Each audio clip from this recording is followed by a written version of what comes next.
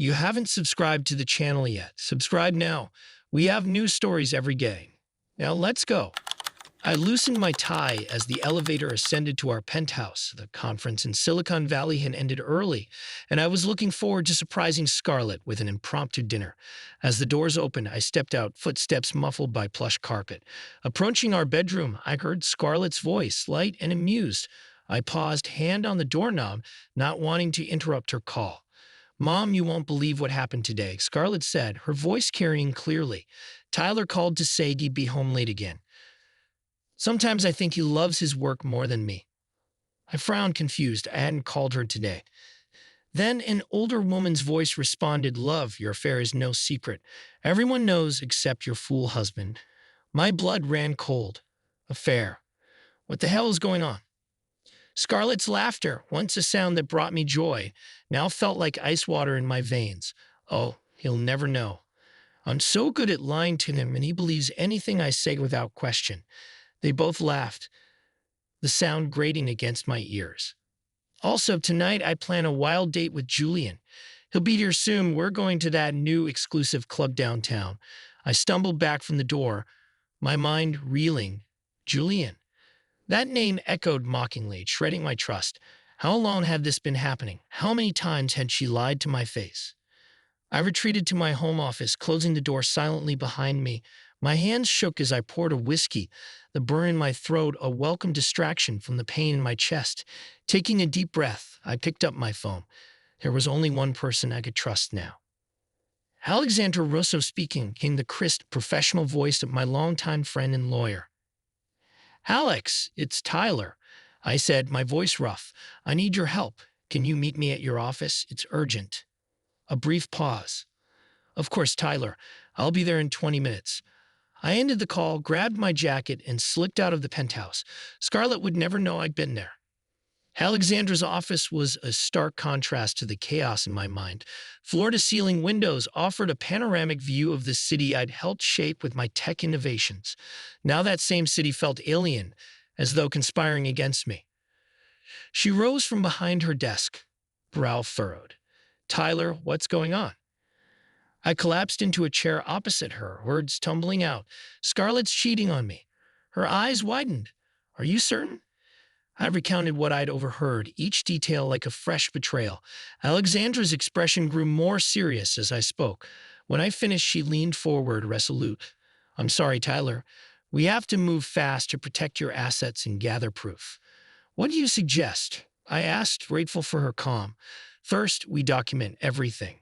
Your company's tech security is top-notch, so use that. Also, my brother Derek, ex-police detective, now a private investigator, can help. And we'll enlist Ethan Wolf, a cybersecurity expert, to track any digital evidence of Scarlett's affair." I nodded, mind spinning. "Yes, let's do it all. When I confront Scarlett, I need rock-solid evidence." Alexandra called her contacts. Within an hour, Derek and Ethan joined us. Derek, broad-shouldered with keen eyes, listened intently. Ethan, younger and wiry, was already typing away on his laptop. "I can start monitoring her digital footprint right away," Ethan said, glancing up. "If there's anything suspicious online, I'll find it." I nodded, feeling a bitter swirl of anger and sorrow. "Thank you. I want it all by the book. When I face her, I need undeniable proof." Alexandra placed a reassuring hand on my arm. "Do you really want to confront her yourself? Might be better if we handle it." I shook my head. "No, I have to see her face when she lies one last time." Returning to our penthouse, I found it silent. Scarlett must have left for the night. The place once felt like a sanctuary. Now it was just a beautifully furnished lie. My phone buzzed. Ethan emailed me a preliminary report. Text logs, suspicious calls, references to Julian, even a hidden folder in Scarlett's phone containing risque pictures. Swallowing hard, I forced myself to skim the data, each line stoking my fury. She deceived me for months, maybe longer. The next day, I told Alexandra, "It's enough. We have plenty." My lawyer nodded, lips pressed thin. "So what's your plan?" I exhaled slowly. "I'll gather my things, drain the joint accounts. She can have the penthouse. My name's on the deeds, but I don't care about it now. Just let her find it empty." Alexandra's expression held both pity and admiration. "All right, but let's do this carefully." One quiet afternoon, while Scarlett was out, I packed up. Suitcases on the bed, I removed my clothes from the closet, my personal documents from the office, and even took some cherished photos, excluding any featuring her. In the living room, I found a framed shot of our wedding day. I stared at it briefly, recalling how happy we looked. Then I set it face down on a shelf. When I was done, I tapped a final message to Derek and Ethan. I'm leaving now. Keep me posted. I typed another message to Alexandra. Initiate the financial transfers. With the last sweep of the penthouse, I locked the door behind me. I didn't leave a note. Let Scarlett discover the emptiness on her own. Scarlett returned hours later, arms laden with shopping bags. She entered the foyer, calling out, "Tyler, you home?" Silence. She headed to the bedroom, only to find open drawers and empty closets. Panic setting in, she rushed from room to room. Our wedding photo lay face down, no sign of me or my belongings. Fumbling for her phone, she tried to call me, but the line was disconnected. She logged into our shared bank account, locked out. Her credit cards declined. Heart pounding, she realized the money was gone, her access revoked. In desperation, she texted Julian, "Answer me. Something's wrong." But Julian, too, had ghosted her. She sank onto the sofa, tears burning her eyes as she realized the gravity of her predicament. Meanwhile, I'd driven across town to meet Alexandra, Derek, and Ethan at her sleek downtown office. They consolidated new evidence, messages showing Scarlett and Julian's plan to funnel my funds into a shady investment, how they mocked my trust, how she bragged about my blind love. Derek exhaled. They planned everything well. If you hadn't discovered them, you might have lost millions. Ethan smirked. But with the digital footprints, we have them pinned. Alexandra tapped her pen on the table. "We'll go ahead with the divorce, citing adultery and financial deceit. Any assets she tries to claim, she'll fail. As for Julian, we can refer evidence of his illicit dealings to the authorities." I nodded, a sense of grim satisfaction welling up. Do it. Days later, Julian found himself confronted at his workplace by investigators holding reams of data about his fraudulent schemes. Meanwhile, rumors spread in the social circles that Scarlett was left penniless and abandoned.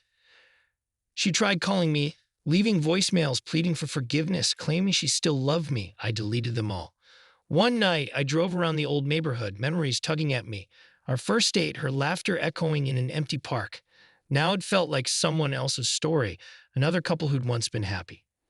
Scarlett managed to corner me one evening at the elevator of my new condo.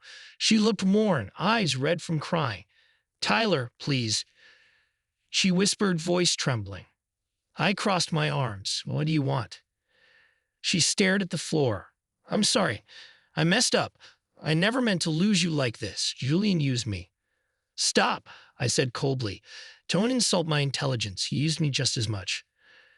She tried to take my hand, but I jerked away.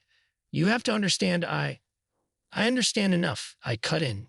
"You lied, cheated, tried to steal from me. You deserve whatever comes next." She collapsed against the wall, sobbing. For a heartbeat, pity flickered in me, but the memory of her cruel laughter, conspiring with her mother about how I'd never suspect a thing, snuffed out any sympathy. "Goodbye, Scarlett," I said softly. The elevator doors slid shut, leaving her behind. I finalized the divorce quietly. My lawyer assured me I was protected by the prenuptial agreement. I heard from mutual acquaintances that Scarlett struggled financially, that Julian faced legal consequences for fraud. I felt no elation, just a subdued relief she could no longer harm me. In time, I focused on my work and my personal growth. The heartbreak remained a scar, reminding me to value honesty above all else. Maybe someday I'd find love again, built on trust rather than illusions. For now, though, I savored the peace of knowing I'd stood up for myself, dismantled their treachery, and walked away with my dignity. That was enough.